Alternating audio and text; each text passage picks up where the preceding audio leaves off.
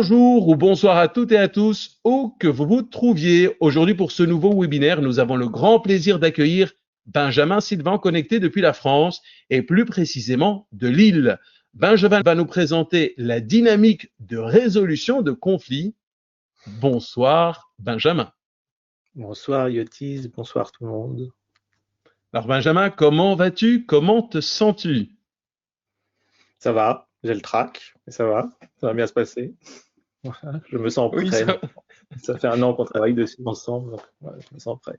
Alors Benjamin, pendant cette longue période de préparation, tu as fait preuve de beaucoup de curiosité, d'efficacité, d'adaptabilité et le tout très rapidement. Et la question que je me suis posée dans nos nombreux échanges, c'est quelles sont les personnes, les personnages, les héros qui t'ont le plus inspiré pour être la personne que tu es aujourd'hui? Il y a eu pas mal de personnes importantes dans ma vie, dans mon parcours. Et si je dois prendre une figure tutélaire, un petit peu celle à laquelle je reviens quand j'ai besoin de me ressourcer un petit peu dans mon personnage, je dirais Fridtjof Nansen, qui était un explorateur norvégien, un explorateur des régions polaires, et qui a également eu un prix Nobel de la paix pour ce qu'on a appelé le passeport Nansen pour le travail sur les réfugiés. Donc il y avait à la fois une curiosité pour le monde et une curiosité pour les autres, pour les hommes, enfin, les humains. Donc je dirais Nansen.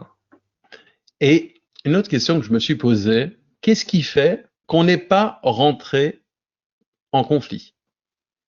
Qu'on n'est pas rentré en conflit, nous deux, c'est ça?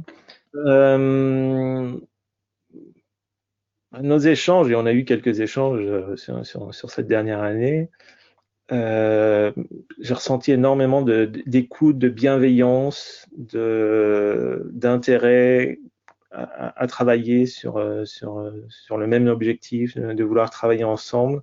Et je me suis, moi, jamais senti contraint ou limité ou imposé par quoi que ce soit.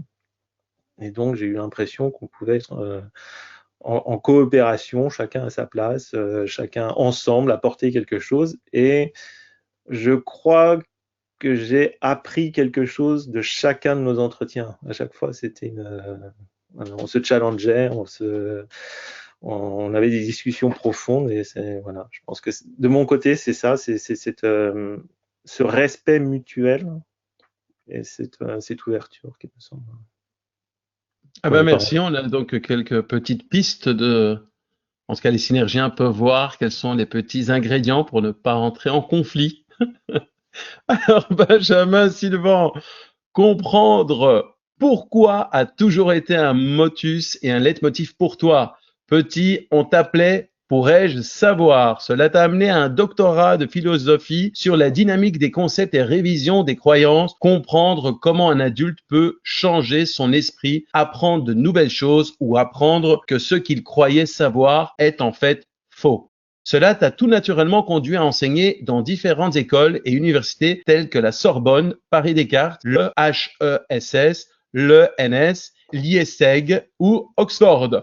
Comment peut-on exprimer une pensée sans passer par les mots? La question des modes d'expression de la pensée t'intéresse beaucoup, notamment avec l'image et le cinéma. Tu as réalisé des films documentaires comme Chaman, rituel de divination, François Sylvain, portrait d'un artiste par son fils, Élection, organisation d'un scrutin, Tropical Amissa, l'Afrique à travers le vélo, à travers une voiture de presse, A442, cloche pour le Cantus in Memoriam Benjamin Britten de Arvo Part, Tufik Reinterpreting Bukovac. Ainsi, tu as dirigé les projets de pédagogie digitale à Sciences Po Paris et lancé les premiers MOOCs et tu as écrit l'image pédagogique pour l'usage et la réalisation de productions pédagogiques audiovisuelles aux éditions Archives contemporaines en 2015. J'ajoute que tu es également l'auteur de Faciliter la résolution de conflits chez Inter Éditions. Comment apprend-on lorsqu'on travaille? Comment l'andragogie s'applique dans le contexte professionnel alors que le cadre de l'expérimentation de l'essai-erreur n'est plus le cadre principal? Pour le savoir et le comprendre, tu es allé diriger la formation chez Castorama Kingfisher France. On l'aura compris, tu aimes comprendre en faisant et faire pour comprendre. Ce qui te frappe, c'est de rencontrer des personnes qui savent faire et qui savent ce qu'elles doivent faire et qui ne le font pas. Des personnes prises dans des interactions qui les empêchent d'être elles-mêmes. Tu as voulu en savoir plus. Tu t'es formé à la négociation de crise, à la médiation de conflits, au coaching et à la supervision et as rejoint des cabinets de gestion de crise. En 2017, tu crées Coach Négo et tu accompagnes des personnes, des équipes et des organisations à reprendre la main sur des situations complexes comme des crises, des conflits, des projets d'organisation ou inhabituels avec du coaching et de la supervision, du conseil et de l'appui opérationnel et de la formation. Ton leitmotiv en définitive est de chercher à comprendre ce que les personnes aimeraient vraiment faire dans une situation complexe, ce qu'elles peuvent et ce qu'elles doivent faire pour faire ce qu'elles veulent faire, car en définitive, c'est rendre explicite leur manière de concevoir le monde et leur interaction avec pour faire émerger des possibles qu'elles n'avaient peut-être pas entrevus, imaginés, conçus, pour finalement être pleinement elles-mêmes, se réaliser. C'est de la philosophie appliquée en somme. Benjamin, maintenant qu'on te connaît un tout petit peu mieux, que pourrais-tu ajouter pour qu'on l'on puisse en savoir davantage sur toi? Merci Yotis pour cette présentation.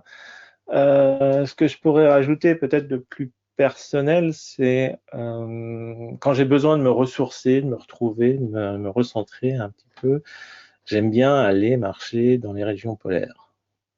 J'aime bien aller faire des raids tout seul, voilà. Et ce sont des espaces où il n'y a pas d'espace, il y a pas de repère spatial, il n'y a pas de repère temporel, et c'est une manière un petit peu de me ressourcer, de revenir sur mes fondamentaux, sur mes qualités essentielles.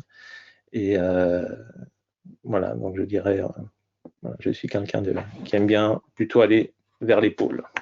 Tu vas nous parler de la dynamique de résolution de conflits. Qu'est-ce qui t'a poussé à nous présenter ce webinaire plutôt qu'un autre? Ce qui m'a poussé, c'est je rencontre des personnes sur le terrain, je rencontre des collègues qui sont parfois confrontés à des situations de crise ou de conflit et qui bien souvent sont plutôt bien formés à ça, donc comprennent la situation, sont capables de l'expliquer, sont capables de savoir ce qu'il faudrait faire, ce qu'ils devraient faire, ce qu'ils voudraient faire. Et il n'y a pas ce passage à l'acte en fait. Ils ne font pas et ils ont tendance à subir, à perdre un petit peu la main là-dessus. Et de cette expérience de terrain, d'accompagner en fait des personnes, des organisations, des équipes en situation de crise ou de conflit, bien souvent des heuristiques, donc des petits trucs les plus simples et les plus robustes sont parfois les plus aidants pour reprendre la main. Donc je me dis, revenir sur des fondamentaux un petit peu de la dynamique de résolution de conflit, j'insiste sur le terme de résolution, j'en parlerai un peu tout à l'heure. Je pense que ça fait pas de mal. Alors, ça sera sans doute un rappel pour beaucoup, ça sera une découverte pour certains. Mais si ça peut être utile, ce partage d'expérience qui est fondé à la fois sur une expérience de terrain et sur l'analyse de la littérature que j'ai pu faire dessus, voilà, je vous le propose. Vous en ferez ce que vous voulez. Merci Benjamin. Je t'invite à commencer ta présentation et moi, je m'éclipse et reste connecté vocalement comme d'habitude. Merci Yotis, mais ne t'en va pas trop loin parce que je vais avoir vite besoin de toi, puisque je vais avoir besoin de vous pour en savoir un petit peu plus comment vous vous positionnez par rapport à la résolution de conflits. Donc tout d'abord, merci pour les nombreux échanges qu'il y a pu avoir sous la vidéo de présentation et de vos remarques et de vos apports sur la résolution de conflits. Et donc je vous propose que nous commencions directement par un petit sondage. Donc Yotis, si tu n'es pas trop loin, est-ce que tu veux bien lancer le premier sondage, s'il te plaît? Et c'est parti pour le premier sondage. Pour vous, le conflit est: première possibilité, un challenge qui me motive, une situation difficile que je cherche à éviter, une occasion de s'entendre, une interaction qu'il faut gérer ou autre. Presque 80%. Voici les résultats. Avec 55% une interaction qu'il faut gérer, 22% une situation difficile que je cherche à éviter, 16% une occasion de s'entendre, 5% un challenge qui me motive et 1% autre. Merci à tous pour cet éclairage. Effectivement, c'est une interaction qu'il faut gérer et on va voir que c'est quelque chose qui est aussi à challenger parce que on va voir que c'est difficile de pouvoir gérer un conflit. Et une situation difficile que je cherche à éviter, c'est également quelque chose qui émotionnellement peut être fort, peut être chargé. Et on va revenir aussi sur ce point-là. Le premier point, je pense, pour comprendre le conflit, c'est de comprendre la mécanique du conflit. De manière très schématique, une manière très, très simple et très robuste de comprendre le conflit est de le comprendre comme étant une contrainte qui est imposée à quelqu'un à un moment donné. Et cette contrainte va générer soit une résistance, soit une résignation. La résistance, c'est je m'oppose, je résiste à la contrainte qui m'est imposée, et la résignation, c'est je me soumets et j'accepte, je subis la contrainte, voilà, je me soumets à la contrainte. C'est exactement la dynamique que l'on retrouve dans la dialectique du maître et de l'esclave de Hegel, qui est un rapport de force, un rapport de pouvoir. Le poser comme ça permet déjà de se positionner, de cartographier un petit peu ce qui se passe dans la situation. Alors, ce qui permet de définir le conflit, et la définition que je vais utiliser ici du conflit, c'est que le conflit est un sentiment que nous ressentons lorsque nous ne pouvons agir de manière satisfaisante du fait d'une contrainte que nous attribuons comme volontaire et intentionnelle de la part d'autrui et qui motive notre réaction de résistance et de résignation. Pour le dire plus simplement et gros de tout ça, le conflit est le ressenti d'une contrainte. Alors, on a la contrainte, c'est-à-dire quelque chose nous est imposé, qui limite notre capacité d'action, donc on ne peut pas agir de manière satisfaisante. Et c'est un ressenti, c'est-à-dire du fait que l'on ne puisse pas exprimer notre plein potentiel dans la situation, on se sent frustré, on se sent énervé, on se sent triste. Et c'est cette situation-là que l'on attribue comme étant volontaire et intentionnelle de la part de quelqu'un, c'est-à-dire quelqu'un nous impose quelque chose qui nous empêche d'agir de manière satisfaisante, qui fait que nous nous sentons en conflit. Le conflit est donc un ressenti, c'est la réaction d'une émotion et qui peut provoquer cette réaction qui est soit je me résigne, donc je subis, et soit je résiste et je m'oppose là-dessus. Ce ressenti de conflit fait que je n'atteins pas les objectifs que je souhaite atteindre, du fait que je ne peux pas agir de manière satisfaisante. Donc, ça m'empêche d'obtenir les résultats que je souhaiterais obtenir. Deuxièmement, je ne suis pas reconnu pour qui je suis, c'est-à-dire que soit je suis exclu, ostracisé de manière volontaire par quelqu'un, soit au contraire, je suis enrôlé de force par quelqu'un. C'est-à-dire que soit on m'impose un point de vue qui n'est pas le mien, on m'enrôle de force, soit on m'exclut, c'est-à-dire on dit, si tu n'es pas d'accord, la porte est là. Et troisièmement, je ne peux pas agir en exprimant pleinement mon potentiel, je me sens frustré. Okay. Je me sens frustré justement parce que comme je ne peux pas agir de manière satisfaisante du fait que l'on m'impose une contrainte, ça veut dire qu'on m'impose d'être différemment de qui je voudrais être. Et en fait, c'est ces trois aspects-là, le fait de ne pas pouvoir réussir, de ne pas être reconnu et de ne pas pouvoir se sentir exprimer son propre potentiel, qui va générer le ressenti, le sentiment d'être en conflit.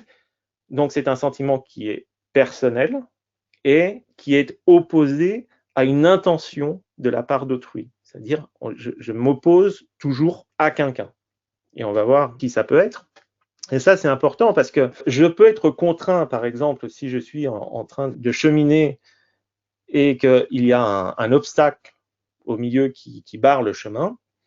Si cet obstacle, je ne lui attribue pas une intention de vouloir volontairement m'empêcher de pouvoir continuer mon chemin, je peux juste considérer que c'est un accident de la nature. Ça n'est pas quelque chose qui est contre moi, qui m'est imposé à moi directement, mais c'est juste un état de fait que les ressources font que je ne peux pas passer directement et je vais devoir trouver une stratégie de contournement. Et c'est un simple obstacle, c'est un simple accident de la nature, c'est pas une nature conflictuelle. Donc ça sera, si je prends le cas d'une crise, ça sera un accident, une crise. Et de l'autre côté, si quelqu'un a volontairement mis un obstacle ici pour que je ne puisse pas cheminer comme j'espérais pouvoir le faire, là, je vais être en conflit avec cette personne.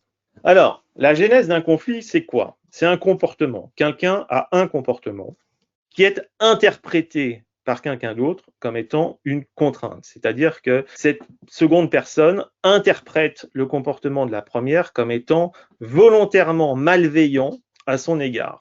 Et ceci génère une réaction. Alors, cette réaction-là, évidemment, va également être interprétée comme étant un comportement qui va générer une réponse, qui va être interprétée, qui va être attribuée, à laquelle on va attribuer une valeur, une valence, qui va dire, bah, non, en fait, cette personne-là m'en veut, etc. Et donc, on rentre dans un cercle vicieux d'interprétation, d'intention, sachant que l'intention qui est interprétée est celle que la personne qui a interprété attribue à l'autre. C'est-à-dire que, si ça se trouve, la première interprétation est complètement à côté de la plaque. Okay?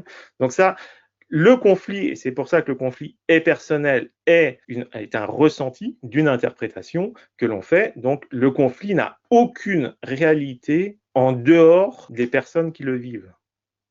Et ça aussi, c'est important. Et c'est toujours une personne par rapport à l'intention d'une autre, c'est-à-dire que le conflit n'a aucune réalité en dehors de l'interaction entre ces deux personnes. Le conflit est toujours une relation entre des personnes, sachant que c'est une personne qui interprète ce que l'autre fait ou l'intention que l'autre lui attribue. Là où il faut être clair, c'est qu'ici, c'est un exemple qui est un exemple familial. C'est un type d'interaction particulière, c'est-à-dire que même s'il y avait un divorce de son fils, d'une manière ou d'une autre, ça resterait sa belle-fille.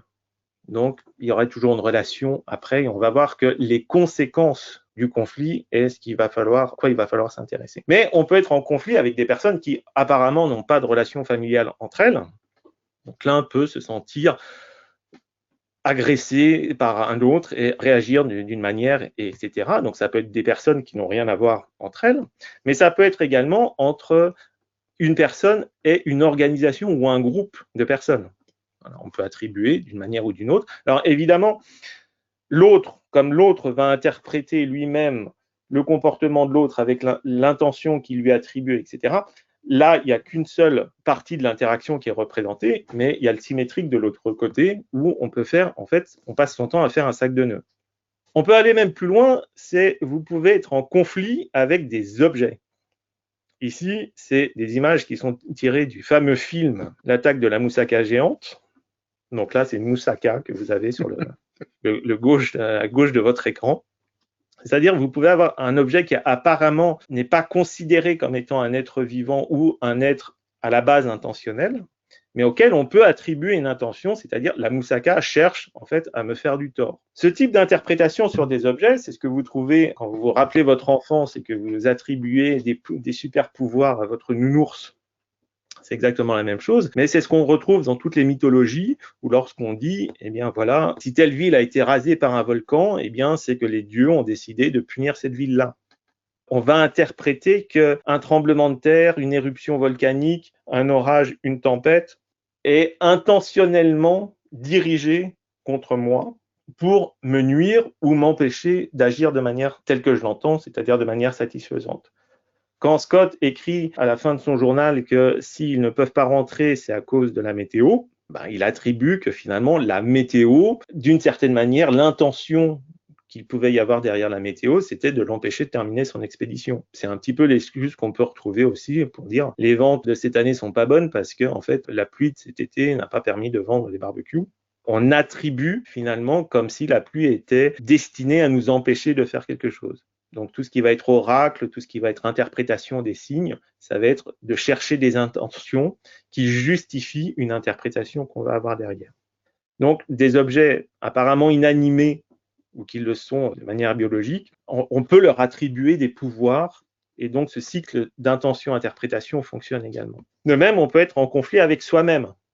Quand on regrette quelque chose, quand on se dit « tiens, je n'aurais pas dû agir ou je n'aurais pas voulu agir de cette manière-là », eh ben, on peut être en décalage avec soi-même, d'interpréter notre propre comportement avec une intention qu'il y avait derrière, une intention qu'on peut à chaque fois plaquer dessus. Donc, le but de la résolution de conflits, ici, va être aussi de démêler ces intentions, interprétations, pour essayer de comprendre un petit peu mieux quelle est l'interaction effective qu'il y a entre les deux personnes, entre les deux éléments, et non pas simplement en fait en rester au ressenti de la personne. D'autant plus que les interprétations sont relatives, parfois sujettes à caution. Par exemple, voilà une image qui reste dans le même cadre familial. Voilà. Et lorsque vous voyez cette image-là, peut-être que vous pouvez l'interpréter, peut-être que vous pouvez attribuer une intention à ce personnage qui, peut-être ne correspond pas à un autre point de vue.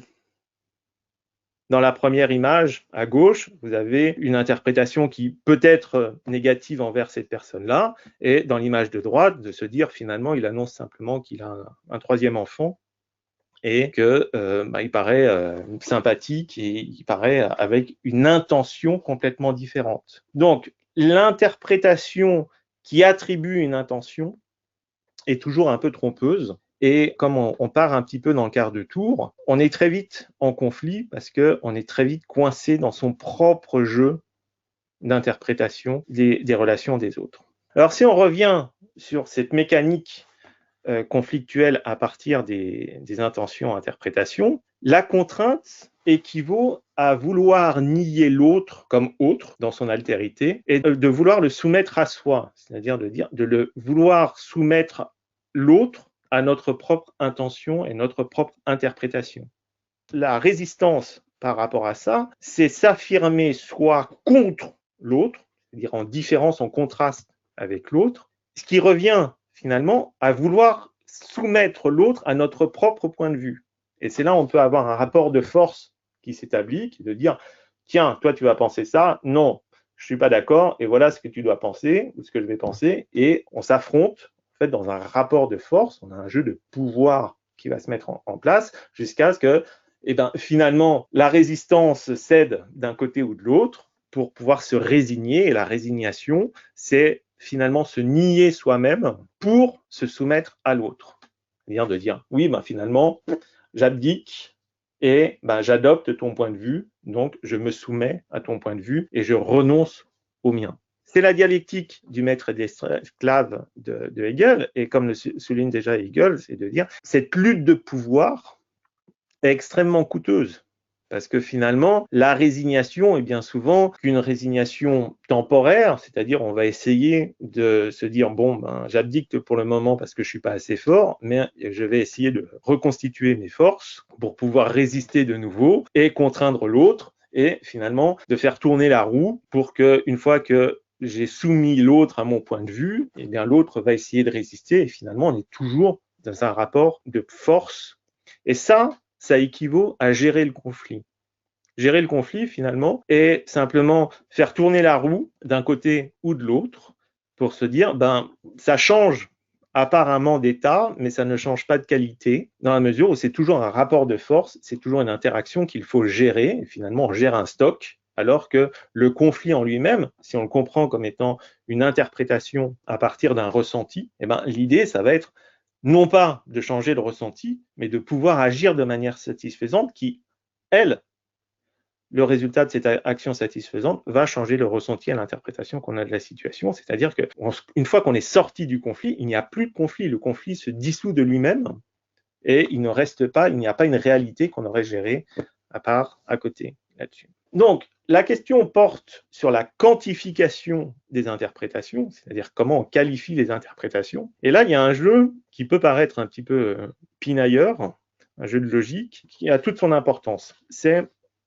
sur quoi porte l'interprétation? Qu'est-ce que l'interprétation quantifie? Est-ce que, dans le premier cas, c'est l'intention malveillante ou est-ce que c'est l'intention qui est malveillante? Je le reformule différemment. Dans l'interprétation, intention malveillante. L'autre est considéré comme étant malveillant et comme ayant une intention, ce qui fait qu'il ne peut pas avoir une intention qui ne soit pas malveillante. Il est nécessairement malveillant. Okay? Si on en déduit ça, c'est son intention, quelle que soit la manière de l'interpréter, elle est nécessairement mauvaise parce que la personne est mauvaise. Et là, on est en train de faire une confusion identitaire, c'est-à-dire qu'on est en train de qualifier la personne et non pas l'intention de cette personne. Dans le second cas, l'autre a une intention et cette intention, je l'interprète comme étant malveillante. Mais c'est mon interprétation de son intention. Donc, en fait, elle peut être malveillante comme elle pourrait être bienveillante. Cette personne pourrait avoir une intention que j'interprète mal. Et donc là, ça ouvre le possible de se dire, peut-être que je peux réviser mon interprétation de l'intention de l'autre. Et là, je ne qualifie plus la personne qui a cette intention, je suis en train de qualifier l'intention elle-même. Donc, je peux garder une relation avec la personne, alors que dans le premier cas, je ne peux pas avoir une relation avec cette personne, car cette personne était essentiellement mauvaise. Ce qu'on appelle en psychologie la confusion identitaire, c'est-à-dire on ne qualifie pas le comportement de la personne, ou ses idées et ses pensées, on est en train de qualifier la personne elle-même. Or, ici, c'est le comportement qu'il s'agit de qualifier, puisque c'est une interprétation et non pas la personne elle-même. Cela donne 3 issues possibles au conflit, à l'interaction conflictuelle. Une première résolution de cette interaction, la première issue possible du conflit, c'est la poursuite de la relation conflictuelle. C'est-à-dire, on reste dans la roue, contrainte, résistance, résignation, on en fait tourner un peu, cette dialectique pour ou contre. Et là, on est en train de gérer le conflit. C'est-à-dire qu'on reste dans une relation qui est nécessairement conflictuelle, on fait juste bouger les positions à l'intérieur de cette relation-là. Et ça s'appelle gérer le conflit. Résoudre le conflit, c'est les 2 autres options. Le premier, c'est un arrêt consensuel de la relation, c'est-à-dire, on ne s'entend pas, ça ne va pas le faire. Et on peut reconnaître, on peut admettre, on peut accepter chacun de manière posée que finalement on n'arrivera pas à s'entendre, on ne fera pas affaire ensemble, voilà, on n'arrive pas à s'entendre sur les objectifs qu'on cherche à atteindre. Et à ce moment-là, on rompt de manière consensuelle, acceptée par l'ensemble des parties, la relation, c'est faire sans. Et donc on se serre la main, et dire, voilà, on s'arrête là, merci, au revoir. Ou bien on arrive à interagir de manière différente et de manière satisfaisante, c'est-à-dire qu'on trouve un nouveau mode de relation, un nouveau mode d'interaction, une manière de faire différemment, qui est satisfaisante pour l'ensemble des parties, c'est faire avec l'autre. Et dans ces 2 cas, faire avec ou faire sans, donc soit il n'y a plus de relation, soit il y a une autre relation qui n'est plus conflictuelle, là, on est dans la résolution de conflit. Et c'est ce qu'on va chercher à faire lorsqu'on accompagne la résolution de conflit, c'est comment sortir du pour-contre pour aller dans une relation avec sans. Alors, si on fait un premier point d'étape là, dans notre parcours, on peut dire quoi? Le conflit est une affaire d'intention, et donc, l'une des questions qu'on va pouvoir aller chercher, enfin, l'un des terreaux qu'on va pouvoir aller chercher en coaching, en supervision, en accompagnement, c'est quelle est l'intention de la personne dans l'interaction? La personne qui est en conflit, qui interprète elle-même quelle est son intention. Qu'est-ce que la personne cherche à obtenir de cette interaction? C'est-à-dire, quelles sont les conséquences souhaitées? Qu'est-ce qui se passe une fois que l'interaction a réussi? Qu'est-ce qu'elle imagine? Qu'est-ce qu'elle souhaite? Qu'est-ce qu'elle comprend? Qu'est-ce qu'elle redoute? Quelles sont ses peurs? Qu'est-ce qui la frustre finalement? Qu'est-ce qui fait qu'elle n'est pas satisfaite dans cette interaction? Et donc, on va pouvoir aussi aller qualifier l'arrière-plan de l'intention et de l'interprétation de la personne en conflit pour essayer de faire apparaître en négatif quel est l'éléphant au milieu de la pièce. Deuxième point, quelles conséquences, qu'est-ce que les conséquences disent de la personne? C'est-à-dire, quelle est la position de cette personne, en tant que personne ici, dans l'interaction? Et là, on a les 3 points. Quelle est la relation à l'autre? Quelle est la relation au monde, à l'environnement? Et quelle est la relation à elle-même? Et là, par exemple, une personne qui va être dans la confrontation, dans la résistance, va pouvoir se dire j'ai des choses à faire valoir, j'ai un pouvoir que je peux utiliser contre l'autre. La personne qui sera dans la résignation se dira en fait je suis pas à la hauteur, je sais pas faire. Donc ça fait apparaître aussi sur ces conséquences, est-ce qu'elles sont importantes ou pas pour la personne et comment elle se pose par rapport à ses propres capacités. C'est-à-dire que finalement accompagner la résolution du conflit revient à accompagner la personne à choisir, à décider, à assumer sa position dans la situation, dans l'interaction, par rapport aux autres, par rapport au monde et par rapport à elle-même, c'est-à-dire faire sa part d'interaction. Et ça, on va voir que c'est un point important dans la résolution de conflit. À ce point-là, on va faire une petite pause. Est-ce qu'il y a déjà des questions, des remarques ou comment vous gérez finalement les intentions et les conséquences pour les autres? Oui, il y a des questions. Alors, Sabine nous demande, quid des conflits collectifs? Pour les conflits collectifs, ça va être la même heuristique, le même principe, mais évidemment avec plus de complexité. Donc là, on va gérer des dynamiques de groupe et avec par exemple, les questions de loyauté à l'intérieur du groupe, les questions de reconnaissance à l'intérieur du groupe. Donc, je ne vais pas rentrer dans le détail ici. Je le fais par ailleurs, mais ça sera la même stratégie globale, mais avec une complexité en fait dans les questions pour pouvoir atteindre l'intention du groupe et l'intention des personnes dans le conflit. Alors là, il y a Ali Oucha qui demande comment penser la différence entre interprétation et fait dans un conflit. La différence entre l'interprétation et les faits, l'heuristique la plus simple, c'est les faits peuvent être interprétés en troisième personne. C'est-à-dire qu'à priori, s'il y avait une troisième personne, une tierce personne qui observait la situation, elle pourrait rapporter les faits de la même manière qu'on le fait soi-même. Alors qu'une interprétation, une autre personne ne pourrait pas la faire de la même manière parce qu'elle n'aurait jamais la même qualité au moins du ressenti. Okay? Donc une bonne stratégie, une bonne heuristique très simple là-dessus, c'est d'objectiver la situation, c'est-à-dire la raconter en troisième personne pour voir qu'est-ce qui tient, qu'est-ce qui ne tient pas. Pour ce qui tient, ce qui passe au tamis de la troisième personne, finalement, ce sont les faits. Ce qui ne tient pas, c'est-à-dire ce qui dépend de la personne, dépend de l'interprétation et de l'intention qu'on assigne à l'autre. Alors, il y a Jacinthe qui demande, conflits familiaux, exemple, mère-fille, est-ce qu'il y a des suggestions? C'est difficile de couper les liens entre mère-fille, autre option lorsqu'il n'y a pas de résolution possible. C'est une question à tiroir, il y a plusieurs questions là derrière. Je vais commencer par la fin. Je suis un optimiste de nature et je considère qu'il y a toujours, ou au moins il faut toujours faire le pari qu'il y a une résolution possible. C'est-à-dire qu'il y a une interaction, une configuration possible qui est satisfaisante pour l'ensemble des parties. Et c'est ce qui engage à imaginer une situation différente. Et on va revenir sur ce point tout à l'heure. Maintenant, effectivement, ce qui est différent entre un conflit familial et un conflit extrafamilial, c'est le fait que, quoi qu'il arrive, vous devrez avoir une relation avec la personne derrière. Parce que, d'une manière ou d'une autre, vous êtes dépendant de cette relation-là. Elle est inscrite dans votre propre autobiographie. Une des choses, c'est, au lieu de se focaliser sur les personnes, c'est de se focaliser sur les conséquences et comment on peut les sauver.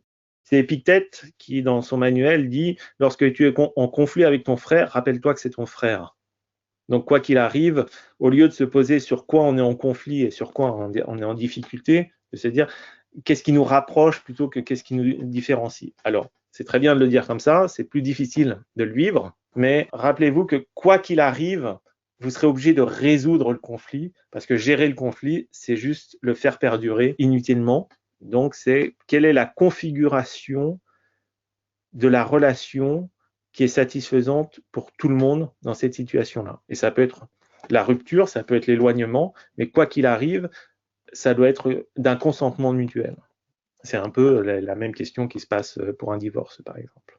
Alors, il y a beaucoup de questions. Je vais encore en prendre deux. C'est Vincent qui demande un exemple concret sur la troisième personne. Un exemple concret sur la troisième personne, c'est vous décrivez la situation comme si vous faisiez décrire cette situation par une personne qui débarque là. Vous prenez un martien, comment il verrait la situation. Donc, c'est juste de dire, par exemple, dans la situation de Meghan et du prince Charles, c'est juste de dire, OK, il y a quelqu'un qui prend des positions publiques, quelqu'un qui a tendance à vouloir sauver l'institution à tout prix. Visiblement, il y a juste un alignement sur le cadre qui n'est pas très clair. Donc, remettre du cadre là-dedans sur qui est capable de dire quoi par rapport à quel privilège il peut avoir pourrait très bien résoudre la situation.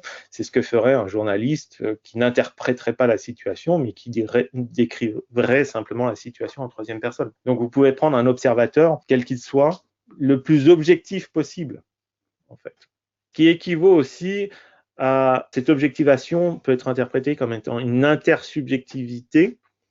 C'est-à-dire quand on croise plusieurs points subjectifs, qu'est-ce qu'il y a en commun? Et c'est ce qu'on écrit quand on fait une cartographie de situations de conflit, par exemple, en interrogeant les différentes parties en conflit, de regarder sur quoi elles sont d'accord sur leurs différends.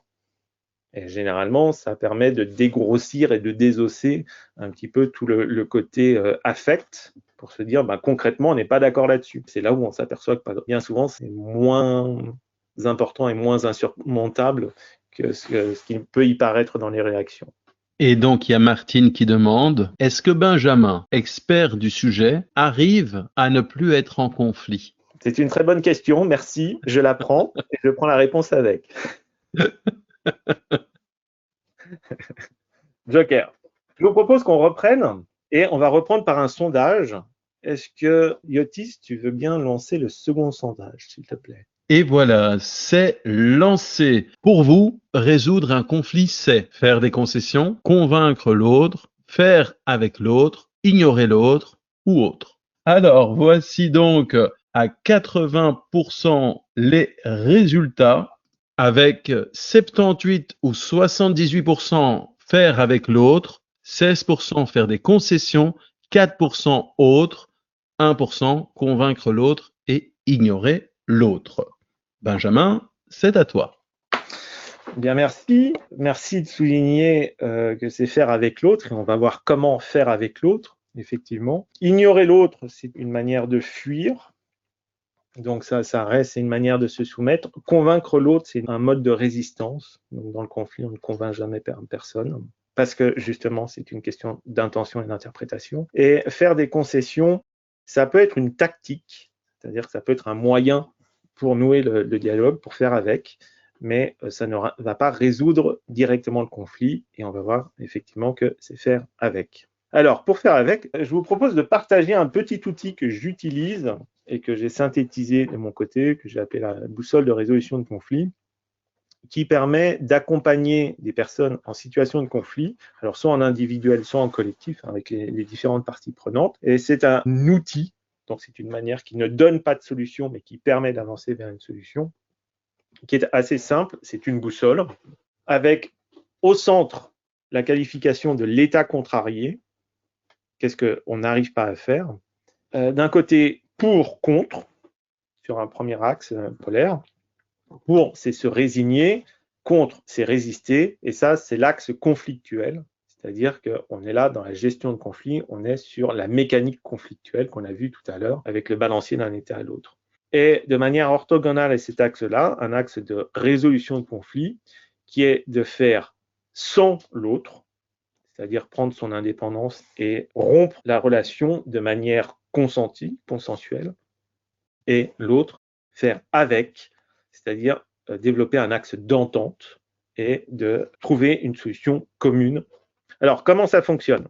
On peut poser un certain nombre de questions, par exemple, c'est sur l'état contrarié, c'est qu'est-ce qui est contrarié pour vous dans la situation? Qu'est-ce que vous n'arrivez pas à faire? Qu'est-ce que vous aimeriez faire que vous ne pouvez pas faire dans la situation? Et ça, c'est un premier aspect qui n'est pas nécessairement évident pour tout le monde. Ensuite, on va essayer de qualifier quelle est la contrainte, qu'est-ce qui vous empêche de faire ce que vous voulez faire? Qui vous impose cette contrainte? Ou qu'est-ce qui impose cette contrainte? Quelle est la force, quel est le pouvoir qui va imposer ça? Et là, on va essayer de qualifier vous me dites que vous n'êtes pas satisfait là, que vous ressentez une contrainte dans l'état présent, c'est quoi en fait que vous ne pouvez pas faire et qu'est-ce que vous aimeriez faire? Ça, c'est un premier point qui mérite de passer du temps dessus. Après, on va qualifier le pour en imaginant que vous vous résignez à cette contrainte. Qu'est-ce que vous ressentez? Qu'est-ce que vous faites? Quel comportement vous adoptez? Et quelles sont les conséquences? Qu'est-ce qui se passe effectivement, ou qu'est-ce qui pourrait se passer si en fait vous vous soumettiez à cette contrainte-là? De même, les mêmes questions, si vous résistez, qu'est-ce qui se passe? C'est-à-dire là, on va essayer de pousser le bouchon jusqu'au bout, le curseur jusqu'au bout, pour dire, ok, imaginons que en fait vous luttiez jusqu'au bout, comme ça, et que l'autre il résiste quand même. Qu'est-ce qui se passe? En définitive, c'est quoi les conséquences? Qu'est-ce qui se passe? Et on va qualifier ensuite les deux autres aspects de la même manière. Qu'est-ce qui se passe si vous faites avec, si vous acceptez, si vous composez avec cette contrainte? Alors accepter, ça ne veut pas dire se soumettre, ça veut dire la prendre, là pour le coup, comme étant quelque chose d'objectif, comme étant une ressource disponible, ou voilà, qu'est-ce que vous avez dans le contexte pour pouvoir faire avec? Qu'est-ce qui se passe si vous faites avec? Et qu'est-ce qui se passe si vous faites sans, en fait, si vous dites non, finalement, j'ai pas envie de continuer cette interaction-là, ça ne m'intéresse pas. C'est quoi les conséquences? Et pour vous dire que sur le terrain, bien souvent, c'est une question qui décoiffe un petit peu. Et il y a énormément de situations, quand je dis énormément, c'est beaucoup plus que ce que vous pourriez imaginer, où en fait les personnes se disent, en fait, je suis en conflit avec telle autre personne depuis des années, et puis finalement, en fait, ça m'intéresse pas. Je fais que claquer de l'argent là-dessus et des ressources. Donc finalement, je pourrais faire sans et ça se passe très bien. Et bien souvent, bizarrement, c'est ce qui amène une relation avec beaucoup plus constructive. Pour le faire, si vous connaissez un peu le cheminement d'un outil comme le cadran d'Hoffman, ça peut être considéré comme étant un cheminement qui peut vous rappeler ça. Alors, on n'est pas sur des qualités des personnes, hein, on est bien sur des caractérisations d'interaction, ce qui est complètement différent sur l'objet qu'on cherche à avoir, mais sur la méthode ou l'approche, la stratégie d'approche, ça peut être la même. Vous avez un comportement que vous interprétez comme étant une contrainte. Okay, c'est une contrainte pour vous. Par exemple, c'est quoi? Une contrainte, c'est à table, voilà, que vous entendez voilà, depuis la cuisine. L'état contrarié, c'est-à-dire, là, vous avez qualifié qu'est-ce que vous voudriez faire et que vous ne pouvez pas faire du fait de cette contrainte-là. Vous pourriez dire, je ne peux pas continuer à jouer, par exemple. On m'empêche de jouer. Cette contrainte de m'appeler à venir manger, finalement, m'empêche de faire ce que je suis en train de faire, de continuer à faire ce que je suis en train de faire et ça ne me va pas.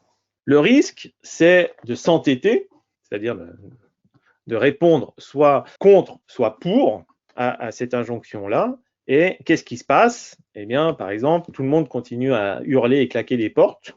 Donc, soit je résiste, je ne vais pas répondre à l'injonction viens manger, on passe à table, et je continue à jouer. Donc, en fait, je m'enferme dans ma chambre et je continue à jouer. Ou bien, je me résigne, c'est-à-dire j'accepte de ne pas faire ce que je voulais faire et de finalement subir l'ordre.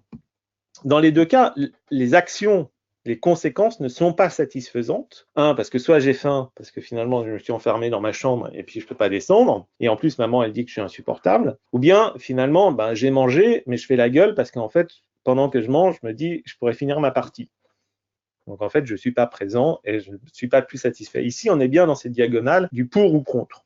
Le faire avec ou sans, ça va être de dire qu'est-ce que je pourrais faire de différent dans cette situation? Voilà. Donc, je pourrais faire sans être indifférent, par exemple, dire, voilà, cette interaction-là, elle ne m'intéresse pas, je n'ai pas envie de la voir. Ça pourrait être quoi? C'est de se dire, finalement, j'ai 35 ans, peut-être que c'est le grand temps de quitter la maison familiale et de me prendre un appartement ou d'aller au restaurant de mon côté. Donc, ça, c'est faire sans. C'est-à-dire, je romps la relation et je trouve moi-même une manière satisfaisante de faire. Soit, c'est de coopérer avec l'autre et de dire finalement peut-être je pourrais aider à mettre la table, à préparer à manger et de me consacrer à manger, et puis une fois que c'est terminé, je retourne à ma partie ou inviter la personne à venir jouer avec moi et puis on mange après, etc. C'est-à-dire de trouver un mode d'action qui soit satisfaisant pour moi à partir de la contrainte qui est donnée. Et là, vous avez comme conséquence, les conséquences c'est quoi? Finalement j'ai bien mangé et en plus je peux jouer et en plus maman elle dit que je suis adorable. Donc, en fait, je gagne sur tous les tableaux par rapport à j'ai faim et je suis insupportable. Évidemment, on se retrouve ici aussi dans une double boussole où ma boussole à moi correspond dans l'interaction à une boussole de l'autre.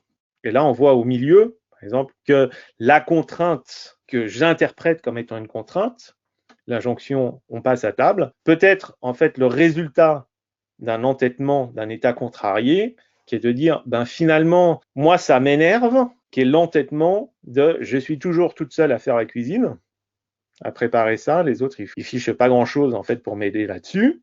Et en fait, ça, c'est l'état contrarié, par exemple, d'une injonction, d'un comportement qui est de dire il faut faire à manger, on a faim. Et donc, comme ça m'énerve, j'ai tendance un petit peu à hurler et d'être un peu sèche quand je donne l'injonction de venir à table, qui va déclencher en fait le comportement, etc.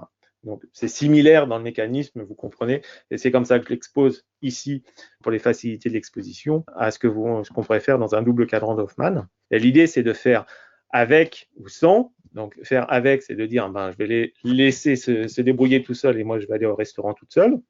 Ou bien faire avec, c'est-à-dire, par exemple, de demander de l'aide. Et là, on voit qu'on pourrait déboucher sur une situation satisfaisante et que les deux, en fait, se recoupent, ou aider et demander de l'aide, ça pourrait se complémenter. Donc, on pourrait trouver, en fait, une possibilité d'entente. Là où il y avait la possibilité d'un conflit, on se retrouve avec une possibilité d'entente, avec un terrain commun d'entente possible sur lequel on va pouvoir travailler, c'est-à-dire on a le même objectif, on cherche à manger. Alors là, on a deux parties qui se dégagent. La première, c'est ma part dans l'interaction et la part de l'autre. Et ça, c'est important aussi de caractériser que je ne fais pas la relation tout seul. Par contre, mon interprétation, on voit, du comportement de l'autre, ça reste mon interprétation, c'est ma part, et c'est pas en fait ce que fait nécessairement l'autre. Le terrain commun d'entente possible, c'est là où on va pouvoir commencer à dialoguer. On va pouvoir se trouver, c'est-à-dire qu'il y a une possibilité qu'on puisse s'entendre entre nous, qui va dégager un objectif commun partagé, qui va se décliner en projet collectif. Et l'objectif commun partagé, c'est quelque chose qui est idéal. Les projets collectifs, c'est quelque chose qui vont être concret et collectif, donc ça va être du SMART. Et les actions conjointes, avec des actions individuelles qui vont être en coopération avec les autres. Donc, l'objectif commun, c'est un idéal, ça reste un horizon. Les projets collectifs, on va pouvoir les décliner de manière SMART. Donc, ça ne va pas épuiser l'idéal, mais ça va permettre d'avancer dessus, avec des actions conjointes qui sont des actions individuelles. Donc, chaque personne contribue, apporte sa pièce au puzzle de manière coordonnée, c'est-à-dire que les pièces sont censées s'ajuster. Donc, on est obligé de prendre en compte aussi les besoins, les ressentis de l'autre pour pouvoir atteindre un objectif commun. La résolution de conflits va donc être le passage d'une mécanique de gestion de conflits pour-contre, qui est cette mécanique, en fait, ce cercle vicieux qui est nourri par les interprétations d'une résistance et d'une résignation, et de passer, en fait, à une stratégie que l'on peut faire ensemble pour atteindre un objectif commun à partir de projets collectifs. Vous avez ça orienté problème, si vous regardez plutôt du côté Paolo Alto, ou côté solution, si vous regardez plutôt du côté de Seltzer, mais qui est un passage à l'acte qui implique deux choses, qui implique un cadre. Quel est le cadre commun?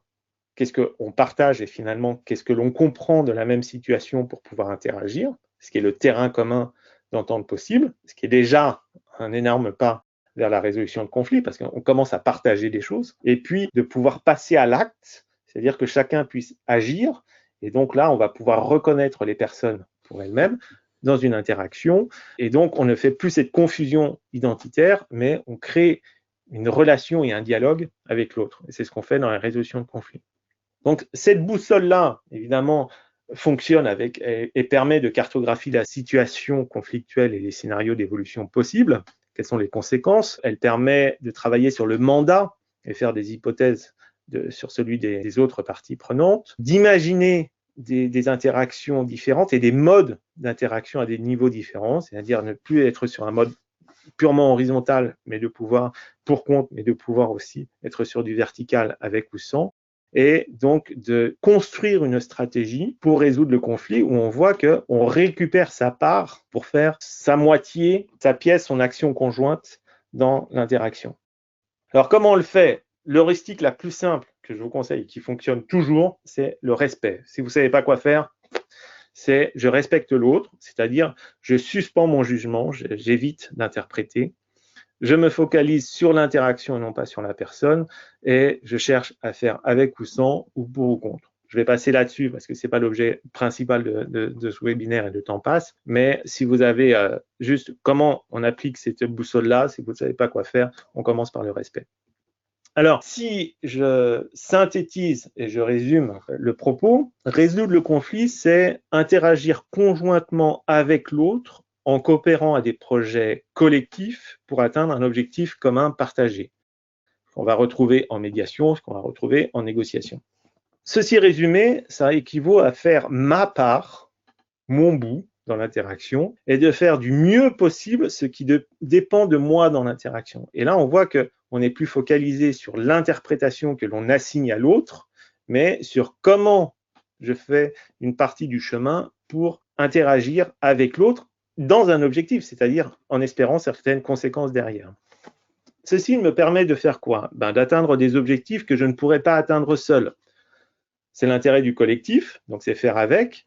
Et si je peux les faire tout seul, je les fais sans l'autre. Donc, en fait, je peux résoudre le conflit en disant, j'ai pas besoin de m'alourdir de ce boulet-là, je peux le faire tout seul. Par contre, si je peux pas faire, alors j'ai besoin de l'autre. Donc, comment j'interagis avec l'autre? Ça me permet d'appartenir à un collectif à travers les projets, c'est-à-dire ma contribution est une pièce d'un ensemble plus large, et cette pièce, personne d'autre que moi n'est capable de l'apporter dans cette interaction. Donc, en fait, j'ai un rôle essentiel dans l'interaction. Donc, je suis reconnu pour ce que je fais et je me sens utile pour ma contribution. Et troisièmement, j'agis en exprimant mon plein potentiel dans la situation, c'est-à-dire j'essaye de faire du mieux possible compte tenu des ressources qui sont à ma disposition, compte tenu des conditions de possibilité qui me sont offertes. Donc, en fait, je peux me sentir satisfait de ma contribution dans la relation avec les autres, pour qu'ensemble, on puisse atteindre un objectif que je ne pourrais pas atteindre seul. Donc, faciliter la résolution de conflits revient alors à accompagner l'autre, la personne, à être auteur dans la relation, dans l'interaction avec l'autre, pour atteindre un objectif de manière collaborative avec les autres en vue d'un objectif commun partagé. Et si ce n'est pas le cas, il peut faire sans l'autre. Donc, c'est aussi se repositionner sur qu'est-ce que je veux faire, quelle contribution je veux avoir dans l'interaction avec les autres. Donc, on n'est plus dans gérer le conflit, mais bien dans résoudre le conflit.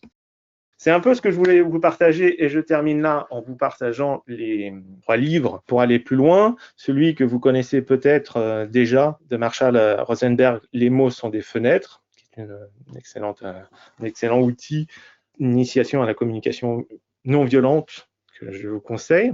De Francis Walder, Saint-Germain ou la négociation, qui est un roman, donc il y a aussi une manière un peu différente d'aborder la question, qui a eu le prix Goncourt en 58, il me semble. C'est un petit roman qui montre bien les ressorts psychologiques aussi dans un cadre d'interaction, de négociation et de résolution de conflits. Et mon livre, je fais un peu d'autopromotion, mais mon livre sur faciliter la résolution de conflits aux éditions Interédition, qui aborde ces questions-là et avec des outils, un aspect théorique là-dessus. S'il y a des questions ou s'il y a des remarques, j'y répondrai un petit moment pour y répondre avec plaisir. Alors, la résolution peut-elle s'engager sans médiation, nous demande Florence. Oui, en fait, vous pouvez résoudre vos conflits tout seul et avec les personnes avec qui vous êtes en conflit. C'est-à-dire, il suffit d'avoir la posture de cette résolution de conflit, de vouloir mettre ensemble et de faire avec ou sans l'autre. Voilà. Et parfois, comme c'est difficile à faire, soit on mandate quelqu'un et on va faire de la négociation, soit en fait on mandate un intermédiaire pour travailler sur le cadre commun, sur le terrain commun d'entente, et ça va être plutôt le médiateur. Voilà. Et il y a d'autres modes de résolution de conflits qui existent également, plus ou moins ouverts et bienveillants aux personnes. Alors, il y a énormément de réactions. Marty nous dit « Merci beaucoup Benjamin, c'était fabuleux, ça donne envie d'en savoir plus. » Merci, c'est très intéressant et très synthétique, nous dit Virginie. Merci beaucoup, j'ai appris et donc c'est très apprécié, nous dit Daniel. Merci, c'était très clair, nous dit Virginie. Béatrice nous dit merci pour ce modèle explicite et complémentaire aux autres méthodes de résolution de conflits. Excellente fin de soirée. Voilà, il y a énormément de réactions. Jacques nous dit merci, très intéressant. Elsa nous dit merci, j'ai adoré. Laurier, merci, très utile. Un grand merci. Voilà, il y a énormément de réactions. Donc, Merci. dans le chat, un grand merci Benjamin pour cette présentation dynamique et superbement bien modélisée sur la dynamique de résolution de conflits. Nous vous remercions d'avoir assisté à ce webinaire. Nous espérons que ce webinaire vous sera utile et que ce sujet vous aidera au développement de votre pratique de coach et de la gestion des conflits auxquels vous serez confrontés. Si la réponse est oui, mettez un petit pouce bleu sous cette vidéo pour nous envoyer un peu d'ocytocine et augmenter nos niveaux de dopamine. Mettez des petits cœurs un peu partout. Quelques commentaires et voilà comment nous faire plaisir tout simplement. Et si vous voulez être informé de la mise en ligne de nos nouvelles vidéos, cliquez sur la petite cloche. Au nom de toute l'équipe d'ICF Synergie, je vous dis merci. Rayonnement, synergie, ouverture, bienveillance, partage, coaching, tous ces mots définissent nos actions. Ils définissent également notre vision qui est que notre communauté francophone participe activement et internationalement au rayonnement du coaching et puisse ainsi contribuer à l'émergence d'un monde meilleur.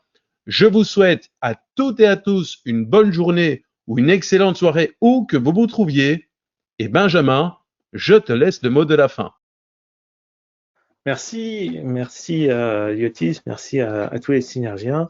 S'il y avait une chose peut-être avec laquelle je vous invite à repartir ou que je vous offre pour repartir, c'est qu'il existe toujours un possible, même dans les situations les plus critiques, même les conflits, même les crises, et qu'il s'agit d'imaginer ce qu'on n'avait peut-être pas encore imaginé, qui puisse être la clé qui débloque la situation.